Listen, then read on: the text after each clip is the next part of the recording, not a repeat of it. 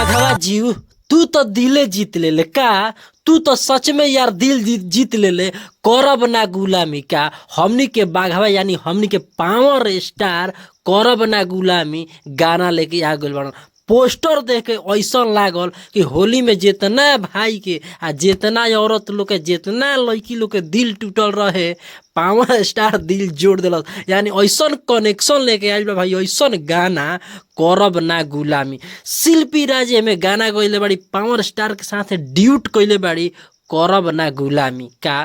करब ना गुलामी आइ में अगर वीडियो के बात कल जाए तो उहे काम कल बड़ी संजना सिंह ऐसे से हलाकत कर हमारा लागत कि नया मॉडल बाड़ी लेकिन पावर स्टार तो उहे नु बा भाई। बाघा कत कहल बा खिस्सा में कि बाघ कतनो बुढ़ाई त मांसे खाई घास ना खाई। तो ई बाघवा ऐसा गाना लेके आइल बा भाई। एगो बात कह देनी ई गाना के सब कुछ सच में दिल से बाघवा के सैल्यूट बा। कैसे कि बाघवा ऐसा पोस्टर लेके आइल बा कि हमार दिल जीत ले हमारे ना हर कोई के दिल जीत ले बा बाघवा। कैसे कि जे निराश रहे कहल बा खिस्सा में न कि बहतू के पानी बहते रहिए थीर के पानी थीरे रहिए बारे बाघवा।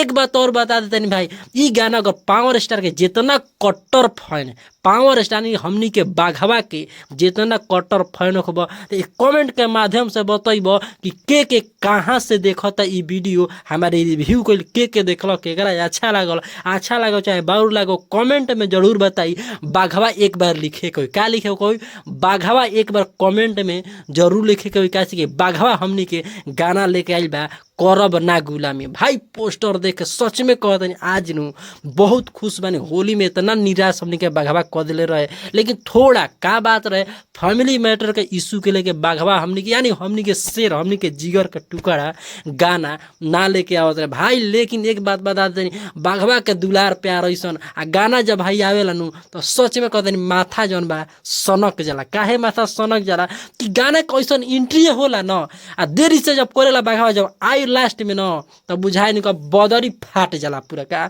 बदरी फाट जाला ऐसा फाटेला बदरी। अब मार्केट में कोई टिके पूरा इंडिया में यानी नंबर 1 पर ट्रेंड में लावे के बा पूरा म्यूजिक में ट्रेंड में लावे के बा यह बाघवा के।